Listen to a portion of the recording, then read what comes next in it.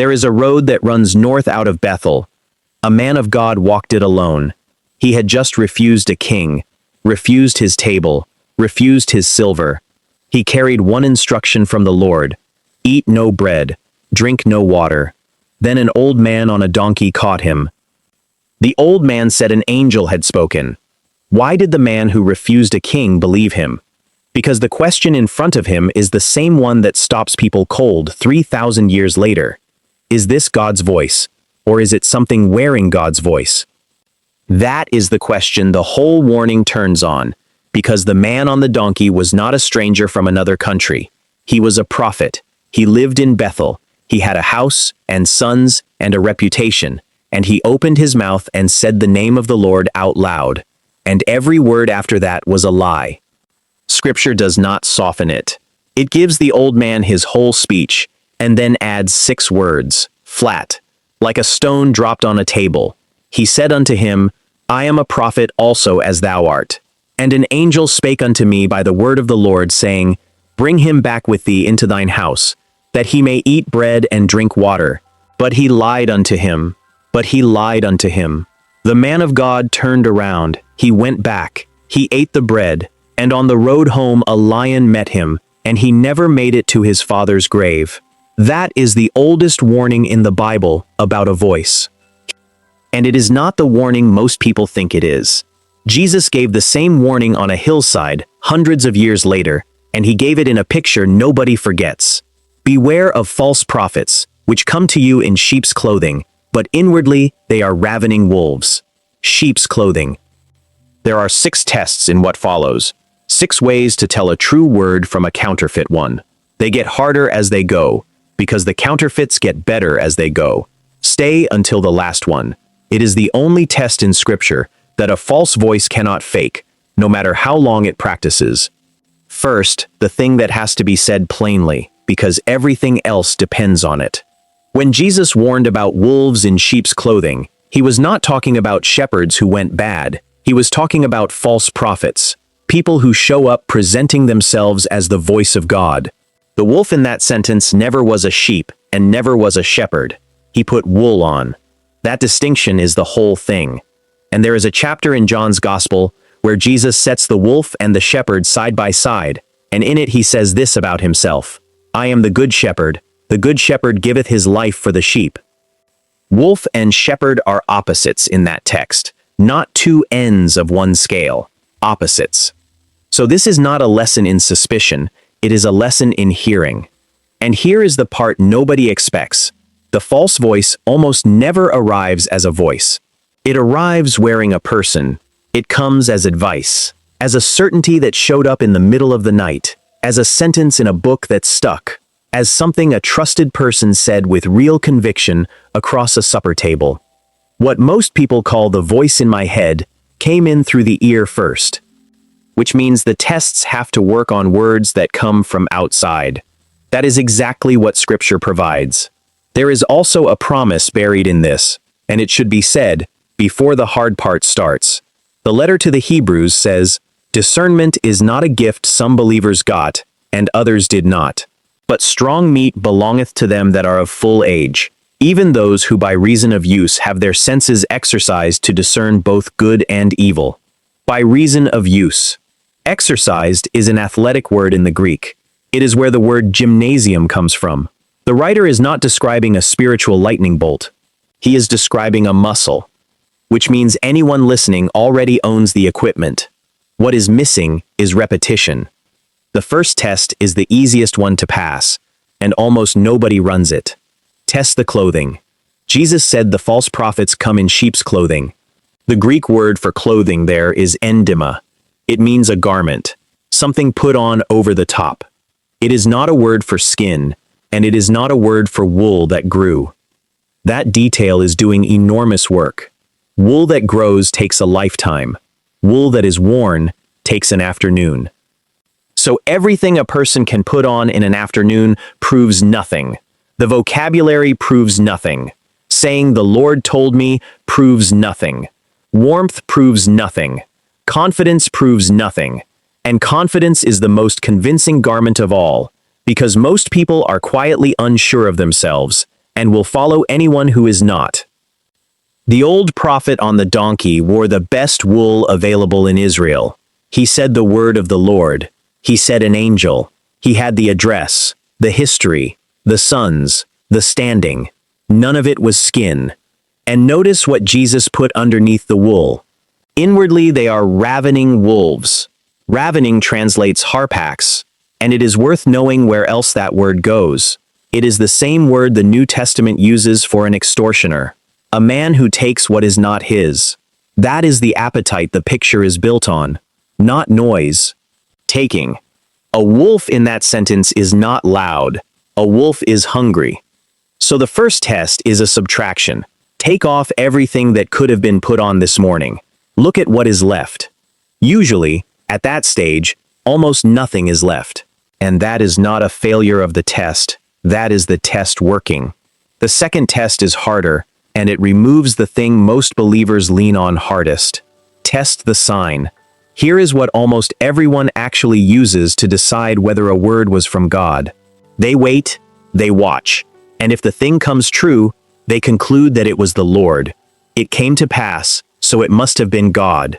Scripture takes that away, and it does it so directly that people who have read the passage often do not remember reading it. Moses is giving instructions about prophets, and he says this, "If there arise among you a prophet, or a dreamer of dreams, and giveth thee a sign or a wonder, and the sign or the wonder come to pass, whereof he spake unto thee, saying, Let us go after other gods, which thou hast not known, and let us serve them, thou shalt not hearken unto the words of that prophet." Read what that concedes. The sign happens, the wonder lands, the words come true in the world where everybody can see them, and the instruction is still, do not listen to him. That is not a small thing. That is God, in his own law, telling his people that accuracy is not proof. And then Moses gives the reason, and the reason is the part that turns the whole passage from frightening to clarifying. "For the Lord your God proveth you, to know whether ye love the Lord your God with all your heart and with all your soul." The fulfilled prediction was allowed on purpose. It was allowed as an examination. Sit with what that does to the daily version of this. A woman prays about a decision. Someone tells her what will happen. It happens. She spends the next several years treating that person's every sentence as though it came off the throne of heaven. She never ran a test. She ran a coincidence and called it confirmation. A sign proves the future arrived. It proves nothing about who sent the message. The third test is harder still, because now the thing being tested is not a prediction. It is power. Test the gift. Jesus finished the wolf warning with a scene that has kept serious believers awake for 2,000 years.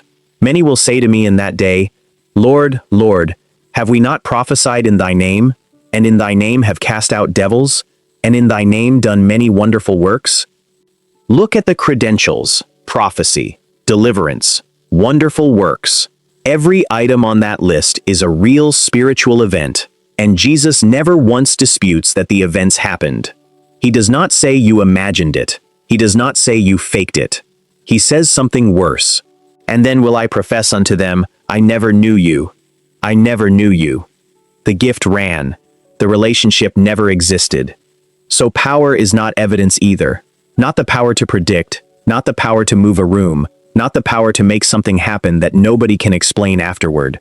A word can be accompanied by real spiritual force and still be a word that leads away from Christ. 3 tests in, and 3 of the things people lean on hardest are gone. The clothing is gone, the accuracy is gone, the power is gone. There is a reason Scripture removes them in that order. It is clearing the table so the real tests can be seen. The 4th test is the one that would have saved the man on the road. Test it against the word already given. Go back to Bethel for a moment, because the mechanics of that morning are unbearably precise. The man of God had a word. It was direct. He had received it himself, not through anyone. Eat no bread, drink no water, go home another way. He had already obeyed it under pressure, in a palace, with a king's hand extended toward him. Then a second word arrived. It came through another person. It contradicted the first one, and it was more comfortable than the first one. Notice that. The lie was not harsh. The lie offered rest. a house, a table, and food, to a hungry man at the end of a hard morning. The counterfeit is almost always the kinder sounding of the two. He had every protection he needed in his hands, not in a feeling, in an instruction he could have repeated word for word. He traded a word he received for a word he was told about. And Scripture will not let anyone walk away from this thinking the old prophet was the authority in the room. Watch what happens at the table. And it came to pass, as they sat at the table, that the word of the Lord came unto the prophet that brought him back. The true word of the Lord comes out of the mouth of the man who just lied. God speaks through whoever he pleases. He does not thereby validate the man, which kills off the last comfortable shortcut. A word is not true because it came through someone who has been used by God before. So the test is simple to state and hard to run. A new word never overturns a word already given. It confirms it, or it fails. The fifth test is the one Jesus himself named, and it is more patient than the four before it. Test the fruit. The Greek word is karpos, and it needs to be separated from something it gets confused with constantly. Fruit is not output. A gift is output. A gift can be borrowed, learned, imitated, and switched on for an audience on demand. Fruit is what grows. It is slow. It is involuntary, and it takes a whole season to produce. A thorn bush can be moved into a good field, staked, trimmed, and watered by an expert gardener, and at the end of the summer, it will still not be holding grapes. This is why Jesus chose an agricultural picture instead of a legal one. He is not asking anyone to hold a trial. He is asking them to wait through a season and look at a branch. And it turns the question away from performance. The question stops being, what does this word do to a room, and becomes, what has grown around this word over time? What grew in the person who carried it? What grew in the people who received it? Grapes are grapes in December, when nobody is clapping. That is the test the old prophet in Bethel could not have survived. But it takes months, which is precisely why the New Testament also hands over something a person can run tonight. John writes to a church full of people who are being told things, and he gives them a command and then, immediately, the tool to obey it. Try. The Greek is dokimazo. It is a metalworker's word. It is what a man does to a coin he has been handed, to find out whether it is silver all the way through. And John does not leave the command hanging in the air. The very next line is the essay itself. Hereby know ye the Spirit of God. Every spirit that confesseth that Jesus Christ is come in the flesh is of God. The test is Christ. Every time. What does this word do with Jesus? Does it magnify him, or does it quietly move him to one side to make room for something else? And then there is the small congregation in Berea who did the least glamorous thing in the book of Acts and got the highest compliment in it. Paul preached to them, an apostle, the man writing most of the New Testament. And they went home and checked him. Searched is the Greek word anakrino. It is a courtroom word. It means to examine evidence, to question it under scrutiny, the way a case is examined before a verdict. They cross-examined an apostle, and the Bible calls them noble for it. Not stubborn, not proud, not difficult, noble. There is a woman in Meridian, Mississippi who does this on Sunday nights. She sits on the bench outside the fellowship hall, puts on her reading glasses, and looks up whatever was said with so much certainty that evening. Nobody has ever lied to her. She checks anyway. Readiness of mind, and then the scriptures, both. That is the posture the whole thing is aiming at. Which leaves the sixth test, the one held back from the beginning. Every test so far has been about the word. This one is not about the word at all. Test the ownership. Go back to the wolf. But this time in the passage where Jesus explains what the wolf is actually for. He is describing the moment a threat appears, and who stays and who runs. Read the reason Jesus gives. Not cowardice. Not a bad character, 6 words, in the middle of the sentence, and they carry the entire weight of it. Whose own the sheep are not. The Greek word behind hireling is misthotos, and it is built on the word for wages. He was never the owner. He was paid to be near them. So when the cost of staying rose above the wage, the arrangement ended exactly as arrangements do. He did not betray anything. He simply reached the edge of what he had been paid for. And that is the test nothing can fake. Wool can be worn in an afternoon. A sign can come true, a gift can operate, a voice can quote scripture, and the enemy did exactly that to Christ in the wilderness, lifting a promise straight out of the Psalms, and quietly leaving out the line about staying in God's ways. Ownership cannot be worn, it has to be paid for. That is the price of ownership, and it has been paid once, publicly, in daylight, on a hill outside a city, by a shepherd who did not run when the cost went up. So the last question is not what is this voice saying? It is not what is this voice able to do? It is this: what has this voice ever paid for me? And when that question gets asked out loud, the sheep in that picture do something that is not fear and is not suspicion. And a stranger will they not follow, but will flee from him, for they know not the voice of strangers. They do not investigate the stranger. They do not debate him. They simply do not go with him, because they already know what belonging sounds like. That is the whole answer to the question this started with. The road out of Bethel, the old man on the donkey, the wool, the sign, the gift, the fruit, the wages. A sheep who knows her shepherd's voice is not a nervous animal, checking every sound in the dark. She is an animal nobody can walk away with. There is something waiting in the first pinned comment below. It is called the Watchman's Guide, and it puts these 6 tests on a single page, in order, with the passages beside them. It is there so that the next time a word arrives at the door, nothing has to be remembered under pressure. It was put there for whoever is doing the checking tonight. None of this is a call to go looking for wolves. Jesus gave this warning to sheep, and he gave it in the same breath as a promise about a shepherd who dies rather than leave. The point of the 6 tests is not a congregation full of people watching each other. The point is a believer who is no longer easy to move. And the tests are ordinary. That is the mercy in them. There is no gift required. A word arrives at the door. Take off everything that could have been put on this morning. Ask whether accuracy is being mistaken for authority. Ask whether power is being mistaken for relationship. Set it beside the word already given and see whether it agrees.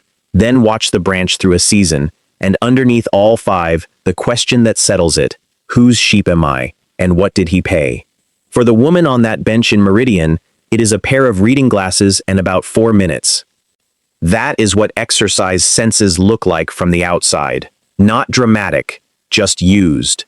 The wool always comes off in the reading. It has to, because reading is the one thing a garment cannot survive. There is still a road out of Bethel.